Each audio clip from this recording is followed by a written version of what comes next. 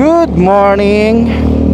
It's your boy Stigma 250 Vlog. At ngayon ay pupunta tayo ngayon sa ating pinakamalupit ng mekaniko, ang most recommended at finest tuner ng motorsiklo, no? Lalo ng Sigma at ng Gamma, kay Utol Jun Arandia aka Boodle Works. Yon. Bakit tayo pupunta doon? Dahil today sasailalim sa heart transplant to si Whitebeard. Anong heart transplant? Joke lang yun. Magpapalit tayo ng carb, no? Maglalaki tayo ng carb from stock na 26mm ba o 28, not sure magpapalit tayo ng carb na 30mm. Yan. At magpapakabit tayo additional namin driving light. Yun. Kasi ang stock na carb ni Sigma masyadong maliit para sa kanyang makina. Though maganda yung pagkakatono ni Boodle Works dito, no? Kahit stock carb, malakas sumatak at tipid sa gas. Pero magdadagdag lang tayo ng konti pang sipa. Siyempre terno lang, diba? Terno natin sa makina yung carb natin. Kaya papalit tayo ng 30mm. So nabili ko siya sa Shopee. Yun lang ang pinabili sa akin dahil yun ang madaling ito, no? Nabili ko siya sa halagang 648 pesos. So kehin siya, kehin na 30mm. So dito yun, no? Pasok tayo dito sa village. So yan, malapit lang dito ang bahay ni Utol Jun. Dito ko na inupisa mag-vlog, no? Kasi puro kalsada lang makikita doon pag mula sa amin hanggang dito. Blinag ko pa. So Binangon ng Rizal to. Nako, mali na naman iikot ko. Mali ba?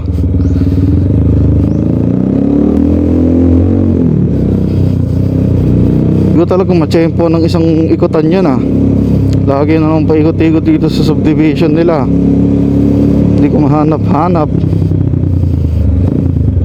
Ang ilang balik ko na to, pang-4, pang-5.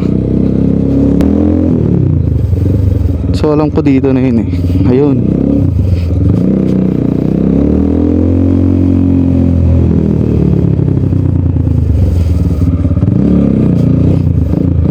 Ayun, dito na nga.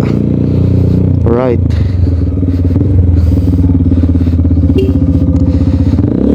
Good morning. Ito na, may nagagawa na dito. So yan, update lang. Dito na tayo sa shop ni Utol Jun aka Boodle Works. Ayan po yung mga Sigma dito.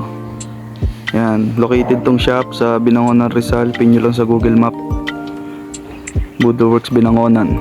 Ayan, ayun si Gamma tong isa, orange. Pakaangas, sa isang utol natin yan.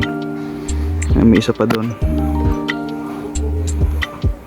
Ito Sigma. Yan, ito yung shop.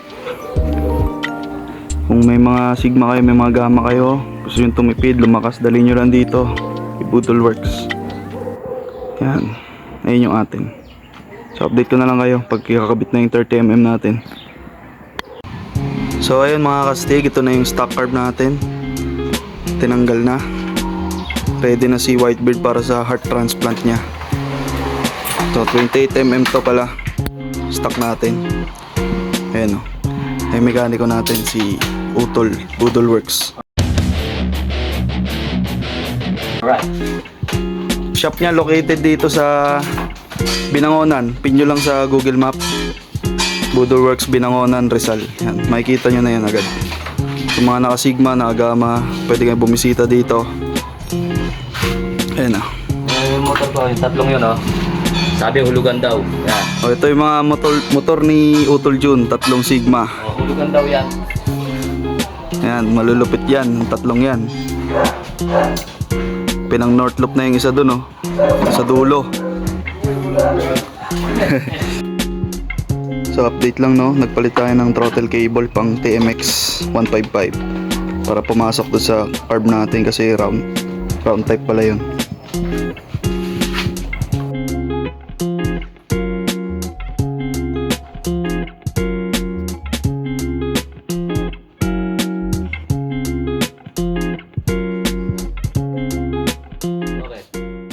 Update lang mga kastig, na yung carb natin. 30mm. Yan. Observe na observe. So yan, testingin natin yung push start. Yan, mahaba yung nozzle. Mahaba yung nozzle. Yun, one click.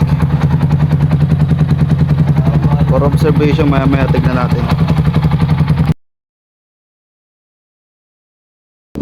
So what's up mga kastig? It's your boy Stigman, nagbabalik. Update lang, pauwi na tayo. Galing kay Budol Works. Na-install na ang ating 30mm na carburetor. Ngunit sa kasamaang palad, yung binili nating mini driving light, defective siya, no? Hindi pa tayo nakakalis ng shop, yun napunti na. Sinilip namin yung loob, nasunog ng mga yung board nya, yung chips ba tawag doon, basta yun. So ayun, ito lang ang napakabit natin, pero okay na rin kasi itong 30mm carb is talagang nagbago yung hatak nya, no? Mamaya pag medyo maluwag-luwag, testingin natin yung arangkada. Pero malayo na siya sa stock na carb, no? Yung performance nya, napaka-responsive ng throttle nya. Konting bira mo lang, binibigay niya na yung power. Tsaka hindi lang to basta tono ang ginawa, no? Reject din to, jettings na si Budol Works talaga nakakalam no, ng kombinasyon na yon, no? Para sa 30mm na carburetor, nilabas niya ang potential, ngunit tipid pa rin ang konsumo, no? So ayun, hindi lang kasi porket nakabili yung 30mm na carbo, kung anong carbo salpak na lang, nasa tono pa rin yan, tsaka jettings, which is yun ang isa sa mga masterpiece, no, ni Budol Works pagdating sa mga jettings at mga tono ng carb. So ayun, medyo traffic pa sa Commonwealth. So ang testingin muna natin is yung 60, no, kung gaano niya kabilis makukuha. Hinto muna tayo. Tignan natin yung 0 to 60 kung lumakas yung acceleration. Okay, game.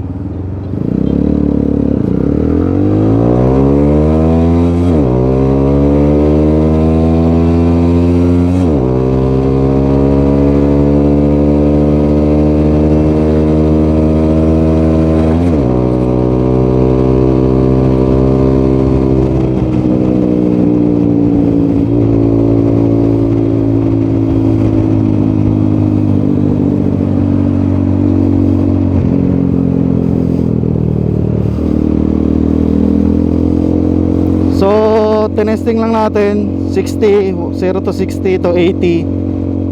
Medyo paakyat kasi ang set natin ng sprocket, hindi siya pwede sa akyatan, no? Hindi siya mabilis sa akyatan, pero maahon siya. Itong set natin ng sprocket 1442, more on patag at pababa. So at least lumakas ang arangkada natin, 60 to 80, nakuha natin ng ilang segundo. So update lang mga kastig, lumakas yung ulan, baka hindi na natin matry, hindi na tayo makatry na bumira ng konti dito sa ating motor. So sa ngayon naman, satisfied naman ako sa takbo niya. Napakalakas, napaka-responsive, tsaka lumaki yung tunog, no? Lumaki yung tunog ng muffler natin lalo, kasi lumaki yung carb, ewan ko may connect ba yun, pero sabi nila meron eh. So dahil malakas ng ulan, next time na lang natin i-try. Tama na muna yung kanina, 60 to 80. Testingin natin yung overtaking power nya, may dadaan.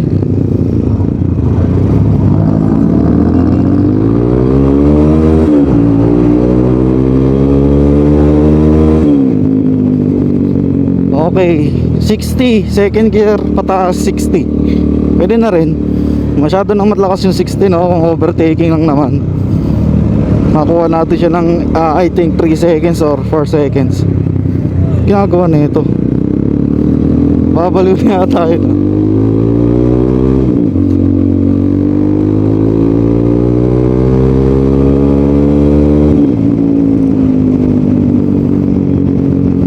So grabe, nakakatakot. Kulang yung daanan, ang haba ng kambyada niya mga kastig, lalo kung patag at pababa. Ang kambyada niya mahaba. Grabe, napakatipid. Nilakihan ng car pero tipid pa rin. Gumanda pa ang hatak. Baka Budol Works yan. Ngayon babash na naman tayo ng mga mga basher na Voodoo Works na wala naman napapatunayan.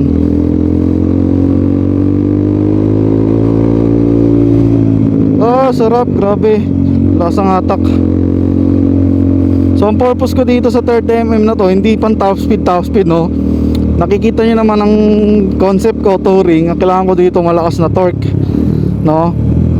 Kaya ayun, nagpalagay tayo para may dagdag sipa tayo sa arangkada. Hindi na natin kailangan na top speed dahil ang disenyo ng ating motor mahihirapan tong top speed, no. Unang-una, laki ng harang natin.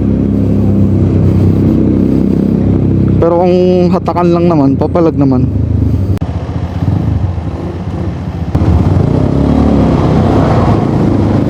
Isa rin sa nagustuhan ko, tunog. Nag-iba yung tunog niya mga ka-stick, promise.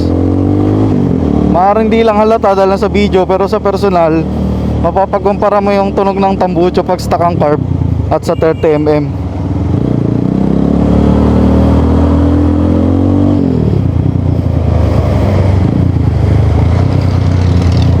So ang traffic,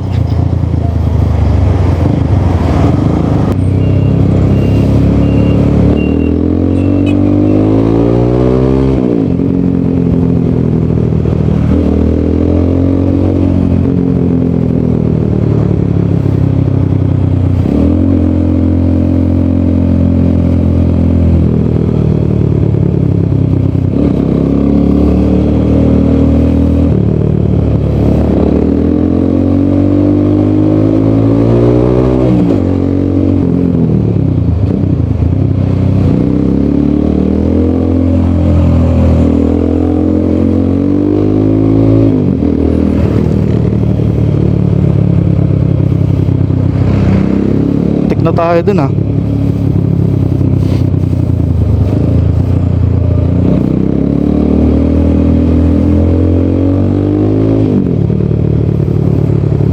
So ayun, ito na lang yung natitirang maluwag na kalsada. Wala pa, traffic pa rin. So update ko na lang talaga kayo.